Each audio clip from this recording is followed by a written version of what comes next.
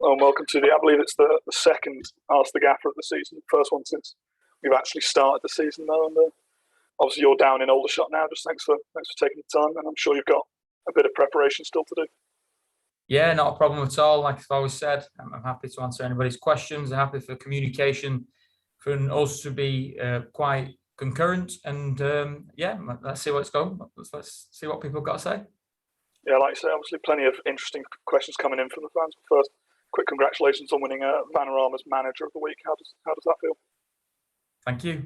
I didn't know, but yeah, he's great. He's great. It's full credit to the staff and the players. They deserve most of the credit. My job's to paint the roof, and yeah, well done to everybody last week. But football moves on quickly, and I'm sure if we don't get the right result tomorrow, last week will be a distant memory. And we've also had the news today that Jamie Cook's gone out on loan to Matlock this time.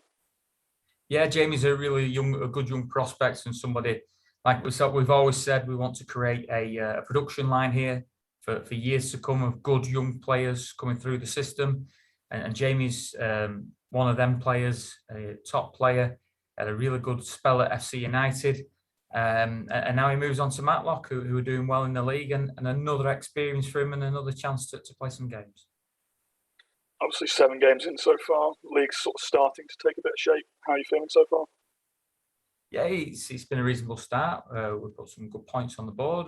There's some good performances. I still think we've got more in us. I still think we can tidy up some bits and some stuff, and I think we can progress. We had to use all our squad last week, and most of our squads now had a good run out. And what I think the best praise I can give the squad is that when anybody's been called upon, they've taken the chance, and that's really pleasing. It shows we've got a more strength in depth this year. So really pleased, 7 games in, and it's just about this time of year putting points on the board. No matter where you are, no matter where you are in the league, etc., etc. It's about putting as many points on the board as quickly as you can. Of course, coming off the back of that result against Stockport, you must be feeling confident after that. Yeah, everybody should have an air of confidence.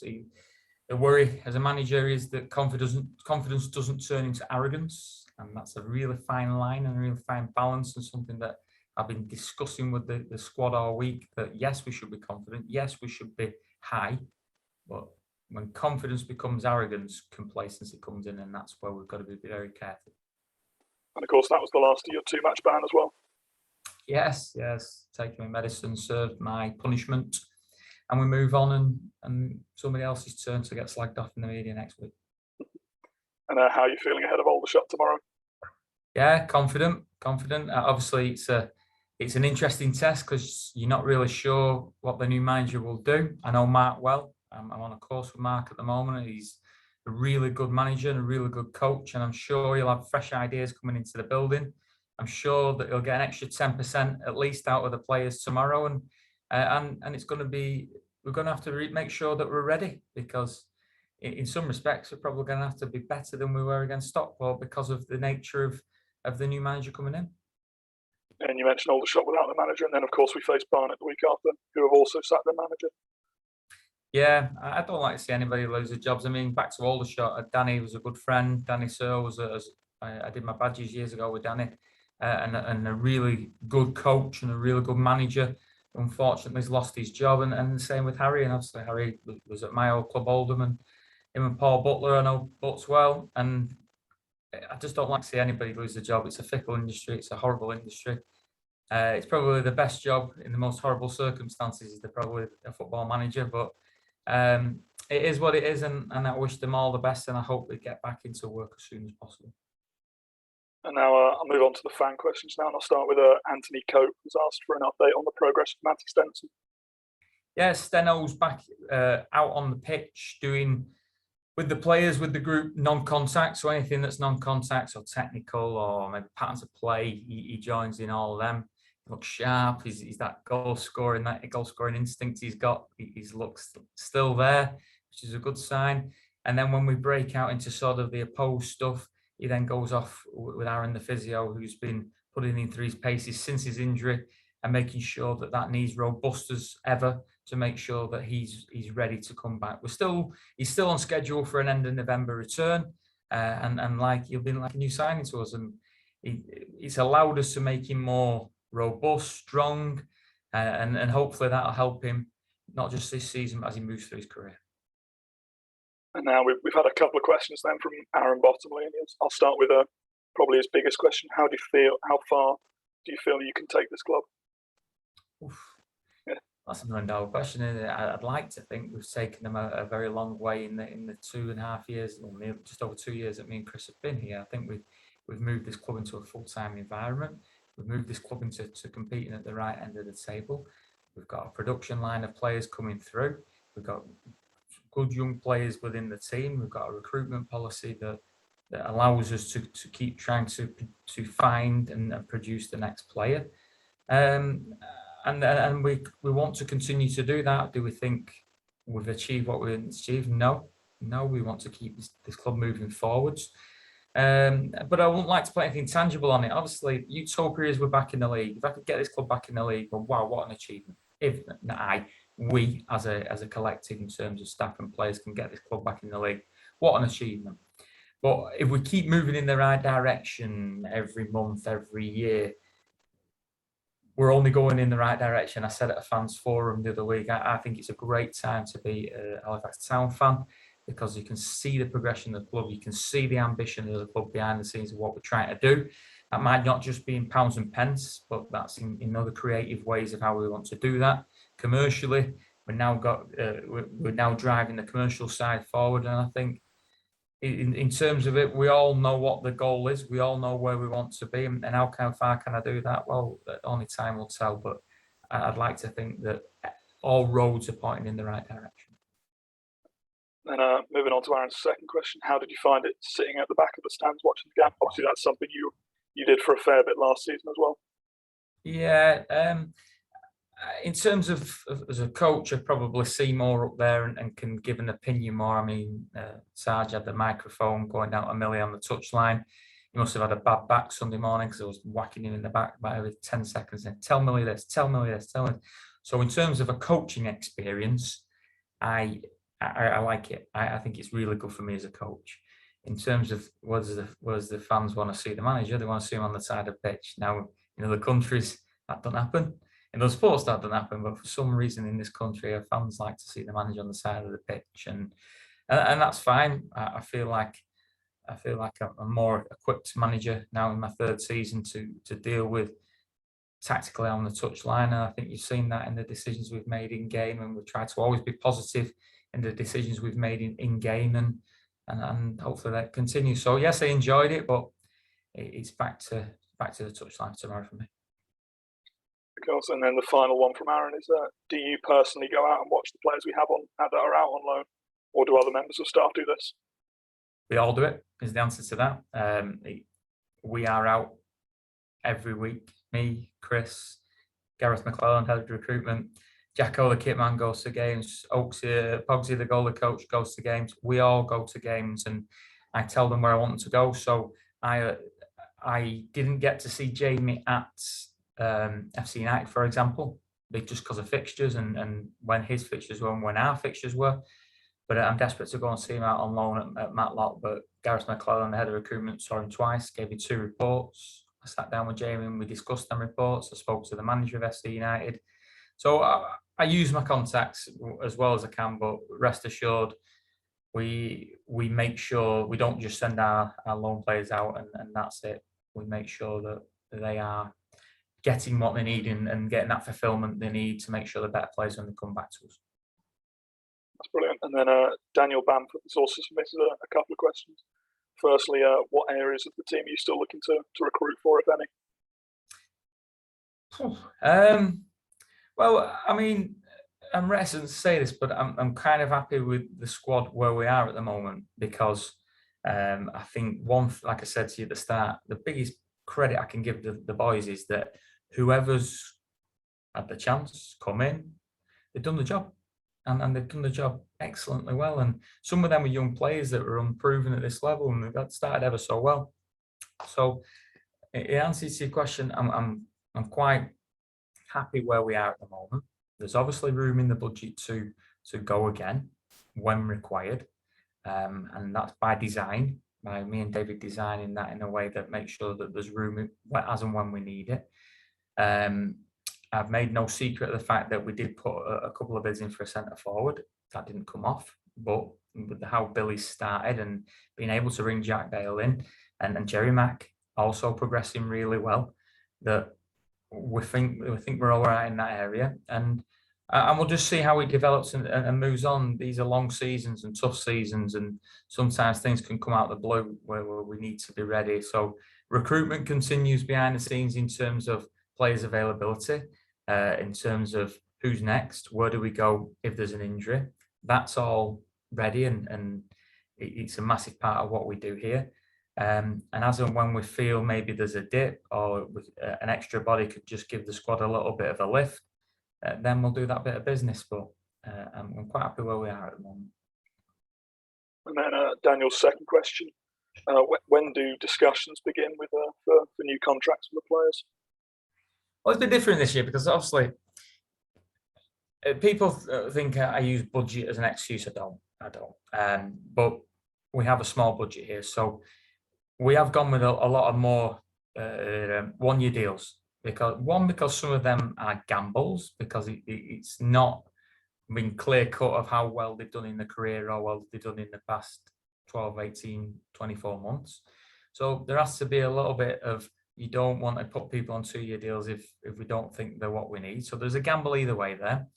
And obviously when they come with 2-year deals, that most of them don't just want the same wage for 2 years. They want an increase, or they want something written in there, or there's a Brucey bonus, etc., etc.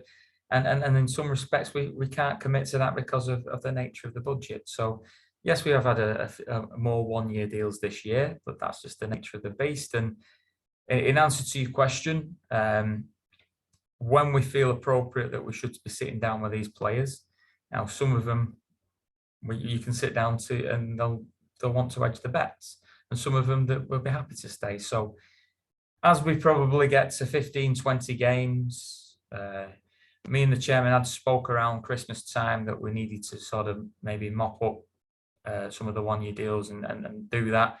Some of them we might need to do before then, but be rest assured that we are committed to try and keeping our players for as long as possible, but also knowing that we have constraints that we have to deal with that are not just easy as come in a room, sign a new deal, because it didn't work like that from our side and from the player and the agent side as well, because obviously the player is advised generally by an agent that will be probably telling them to hedge the bets. Hopefully in a roundabout that way, that answers that. Yeah, absolutely. And probably a slightly easier question now. It comes from Halifax Harrier on Twitter, who's asked, what is your points target for this month? For the month? We did away with that. It's an interesting conversation, this, and something when we had a senior, well, it's something I read a book on growth mindset, Caroline Dweck, very good read if you get a chance, around setting targets that, again, you can't control. So for example, when I always spoke about, where are you going to finish in the league? Well, nobody knows. None of the 23 teams have got a clue where they're going to finish. And the same with the points targets. So we did away with the points targets, and we had a senior leaders meeting in Manchester with the senior players and some of the staff to discuss targets for the season, to discuss what we wanted to be. And it was unanimously decided that we focus on the next game. All that matters is the next game. All that matters is Aldershot tomorrow. Nothing else matters, and that's what we've decided to do. So that's what we're going to do this year, and that was proposed by one of the players, sanctioned by all the senior players in that meeting, and then agreed by the rest of the squad the day after. So that's how we're going about our process. Yeah, seems very sensible. And I suppose following on from that, Samuel Mykola has asked, what will be considered a successful season this year? Progression. So if we progress, we continue to have a brand of football that people are prepared to come and watch. We continue to progress players on and off the pitch, good young players on and off the pitch. Some of them becoming football assets and some of them becoming financial assets. Then fantastic. Now, as always, the tangible outcome is is playoffs. Utopia is the Football League, and obviously we're all trying to. Obviously, that's what we'll all be wanting for, and what we all want at the end of it, because that's what we're pushing for. But if this club continues to progress, like you questioned 5 minutes ago, and we continue to see progression on and off the pitch of the football club, then it's moving in the right direction, and that's all we can ask. Yeah, and then of course Samuel's followed this up with another question, asking which players have impressed you the most so far this season. All of them. Listen, I can't be going singling anybody out. I've been really impressed with we are. If you go with the three groups, the experienced the lads that we've kept on board this year, I think have shown a real drive to ensure that we are, because we're a younger group by design. I think they've shown a real desire to ensure that the younger players, one, remain on track, two, get carried away, and three, get the advice that they need. I think this group's a very humble group. They want to learn, they want to get better. And that's not just from the staff, that's from the senior players helping them to learn and help them to get better. So I think they're a really humble group. In terms of that sort of middle group who've been there and done it, I think they drove us forward this year. I think they're standing up to the plate. I think they're showing us why they are potential leaders within the group. And obviously the young players who are unproven, got a point to prove, desperate to do well at this level. I think that they've been as mature as anybody through this early stage of the season. So I'm not here to single anybody out. I think as a group they've been fantastic, and I've really enjoyed working with them so far. Yeah, and this next question from Jason Ward sort of follows on from that one. Has the team spirit been stronger this season compared to last? And who is the joker in the squad this year? Well, I mean, all 3 years we've been here, there's been a different team spirit. The first year we're here, we inherited a lot of players that had their own drive, determination, spirit, and that came off for them. Last year, again, a lot more experienced players who had that drive, determination. I think we've, in all 3 years we've been here, we've had a real good dressing rooms, and good teams have good dressing rooms. That's for sure. Along the way, there's always be bumps in the road, and there'll always be things you need to sort out. But the more the dressing room sorts itself out, the less I need to deal with. I don't want to be in their dressing room. I don't want to be managing their dressing rooms. I just deal with the big stuff. So we have to recruit players who manage their own dressing room, and we've managed to do that. And then again this year, great set of lads. I think you've seen that in sort of the celebrations, in sort of how they've gone about the business. When the backs have been against the wall, our Bournemouth away, they've come out galvanised, gone again. So I think real good characters, but I think we deserve a bit of credit in our recruitment, especially the last 2 years, because it's our recruitment, that we don't deal in idiots here. We don't deal in bad eggs here. And if one comes out of the abyss, then we deal with that straight away and we move them on. There's no shouting and bawling. It just gets moved. They just get moved on. So, but we do a lot of interrogation on previous managers, people who may have played with them, on how they are as people. And my recruitment strategy, number one, are they a good person? Number two, are they a good footballer? Number one is always, are they a good person before they're a good footballer? And hopefully 9 times out of 10 we get that right, and that allows us to have decent dressing rooms. Who's the joker in the past? There's a few this year, to be fair. Again, if I single anybody out here and then people feel like they're not getting singled out, there's a real good banter about the place, and some of the younger lads bite quite easily, and some of the older boys jump on that. There's a massive head tennis league going off at the moment that I think people like now Mar and Sluey, I saw playing this morning, and Warby, they all having themselves in the head tennis league. And then you've got Millie, Sarge, Pogsy that go and try and take them on, and because they're old men, can't move and normally get beat. So you've got little things like that going on, and little competitions. And what we have at every away game, so after our evening meal tonight, Pogsy puts a quiz on. He's got a gold jacket and everything, and he comes into walk-on music into the room. And we have a quiz with the group, and it's great banter, and it's great competition every week with Pogsy's quiz away from home, and it's probably a highlight of the away trip. So there's hopefully some insights into why the group does so well, and some of the chirpier numbers of the lads who probably have in themselves more than others. Just a couple of questions left now. Zach Southwell wants to know if you could help get the drum back to the South Stand. I think we've done that. 2 lads came to see me and Millie after the Stockport game and asked us how we could get the South Stand atmosphere going again. We spoke about them purchasing a drum. One of the lads agreed to purchase the drum, and me and Millie said that we would pay for that and make sure that was sorted for them.